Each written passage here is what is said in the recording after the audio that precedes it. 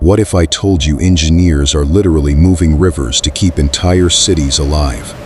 Not redirecting a small stream, not building a simple dam.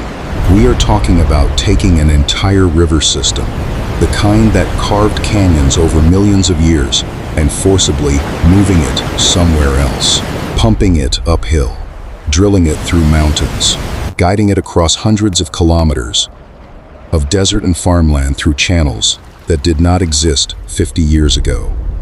And the reason they are doing it is terrifying.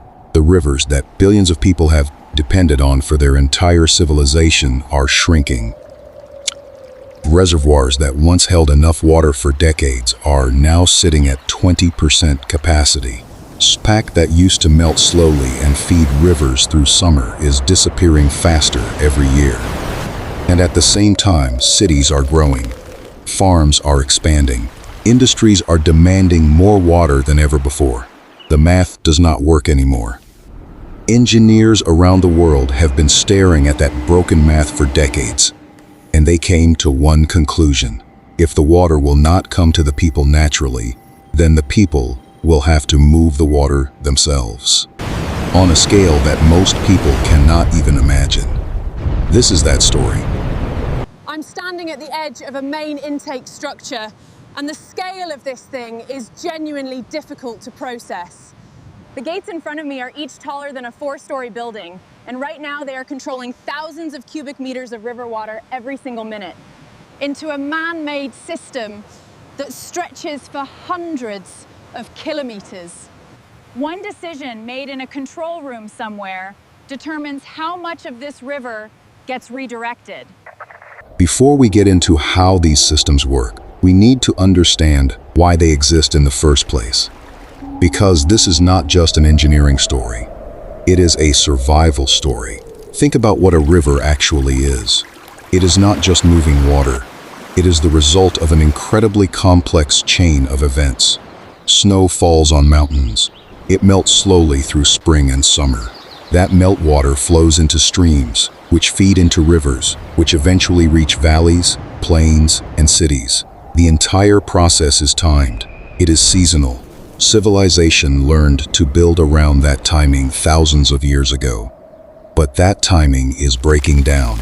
In regions across Central Asia, the American West, Northern Africa, the Middle East, and parts of South Asia, the natural water delivery system is failing.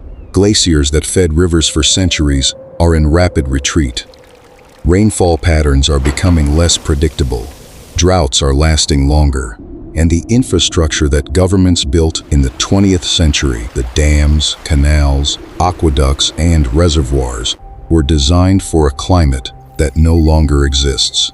Here is the terrifying part. Most of those systems were designed with a specific water supply in mind.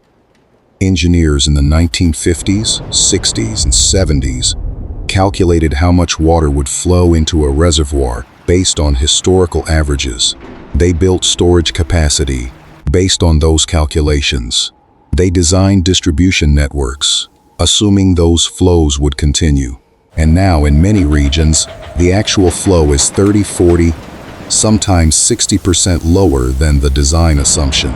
The system is undersized for the demand and oversized for the supply, simultaneously. So governments faced a choice: either reduce water consumption, which means shrinking cities, shutting down farms, and making politically brutal decisions about who gets water and who does not. Or build new systems, bigger systems, systems that could reach farther, lift higher, tunnel deeper, and deliver water from regions that still had it to regions that desperately needed it. Most governments chose to build. I'm walking along one of these concrete-lined canal sections, and what strikes me immediately is how deliberate every surface is. Engineers told me that an unlined canal in this type of soil could lose up to 40% of its water. The sides, the floor, even the joints between panels, everything is sealed to ground absorption before it even reaches its destination. That lining is not decoration. It is the difference between the system working and failing completely. That detail matters more than most people realize. Water looks passive. It just sits there, flows downhill, and does what you tell it to do. But water is actually one of the most aggressive substances on Earth when it comes to infrastructure. It finds every crack. It works its way into concrete joints and freezes, expanding and splitting them open. It dissolves minerals in soil and destabilizes canal walls. It picks up sediment and carries it downstream, depositing it in exactly the wrong places. It creates pressure differentials that can collapse tunnel walls, and in large volumes, moving fast, it can destroy a structure in minutes that took years to build. Engineers building water transfer systems have to fight water at every stage, not just move it, fight it. The first challenge is capturing it. At the intake structure, the point where river water enters the man-made system, engineers have to deal with one of the river's most powerful weapons, sediment. Rivers carry enormous quantities of suspended sand, silt, and debris in a natural river channel. That sediment eventually settles out on floodplains and in deltas, building some of the most fertile land on Earth. But inside a man-made canal or tunnel, sediment is catastrophic. It fills reservoirs, it clogs gates, it destroys pump impellers, it buries intake screens. A single major flood event can deposit enough sediment to reduce a reservoir's storage capacity by millions of cubic meters. So the very first structure in any major water transfer project, before the water goes anywhere useful, is a sediment management facility. Engineers design settling basins, long, slow-moving pools where the current is deliberately slowed to almost nothing so that heavy particles fall out of suspension before the water continues into the main system. They install sediment sluice gates that can be opened periodically to flush accumulated material back into the river. They build debris screens with mechanical cleaning systems that run continuously, and even then, fine sediment still gets through. Engineers account for that in every subsequent part of the system. This was not just a canal, it was a man-made river system, and like a real river, it had to manage its own sediment budget. I'm at one of the settling basins right now. The water coming in at this end is noticeably murky, carrying the fine brown color that tells you there is suspended material in it. By the time it reaches the far end of this basin, about 300 meters away, the water visibly clarifies.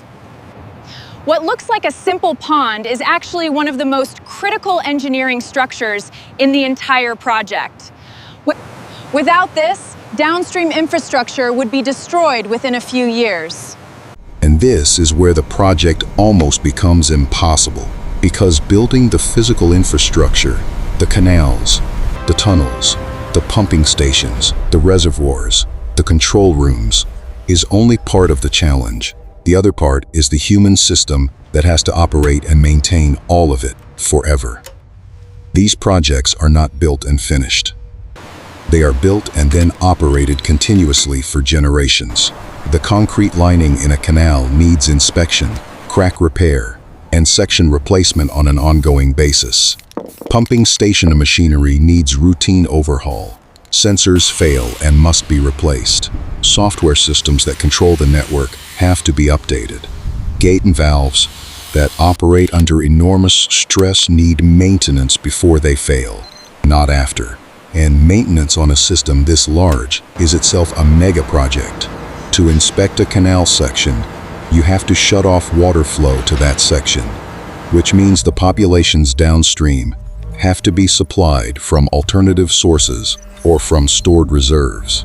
To work on a pressure tunnel, you have to drain it, which can take days. To replace a pump in a major pumping station, you need heavy lifting equipment, specialist engineers, and carefully coordinated shutdown periods. But this solution created a new problem. Every time you take part of the system offline for maintenance, you are gambling that the rest of the system and the stored reserves can cover the demand gap. And in a drought year, when reservoirs are already low, the margin for that gamble becomes dangerously thin. Engineers design maintenance windows into the system years in advance. They schedule major work during low-demand seasons. They build redundancy so that critical components can be taken offline without shutting down the entire system. But even with all of that planning, unexpected failures happen. Equipment that was scheduled to last 20 years fails at 12. A concrete section shows cracking ahead of its inspection cycle. A gate seal begins leaking under pressure. The system is always one serious failure away from a crisis. I'm walking through a maintenance access corridor that runs alongside one of the buried pipeline sections.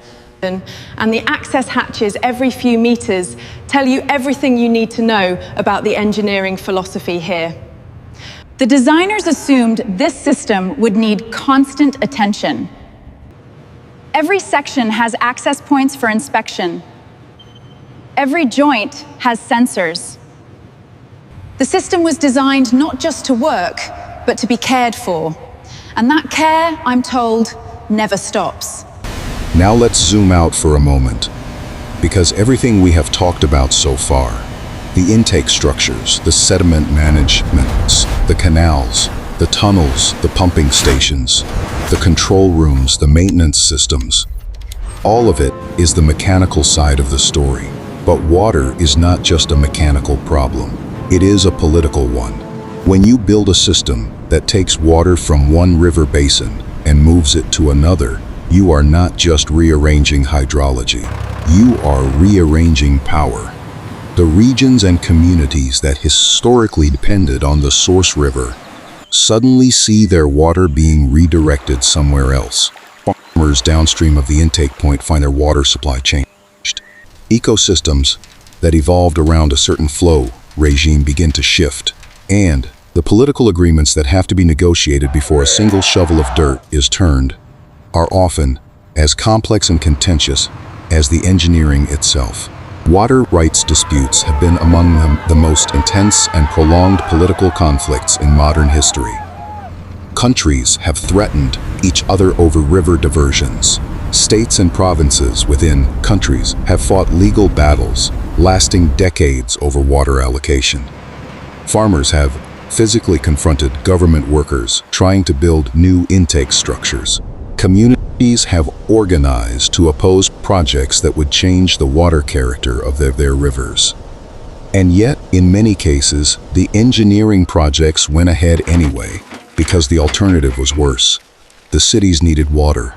The farms needed water, and the political cost of inaction, of allowing populations to run dry, was ultimately judged to be higher than the political cost of building. Here is the crazy part. Even after the political battles are resolved, even after the engineering is complete, even after the system begins operating, the politics do not end. Because every drought year, every low-flow season, every water shortage event forces the same question back onto the table. Who gets the water? The city or the farm? The industry or the household? The downstream community or the upstream reservoir? The control room operators who watch those sensor screens every day are not just managing hydraulics. They are managing the physical expression of political decisions that affect millions of lives. I'm standing beside a section of dry agricultural land that used to be productive farmland before the regional water table dropped. The farmers here were told 3 years ago that their allocation would be reduced, to allow the city upstream to maintain supply. What I'm looking at right now is the human cost of a water management decision. The engineering system works exactly as designed, but who benefits from it and who pays the price? Those questions are still being argued.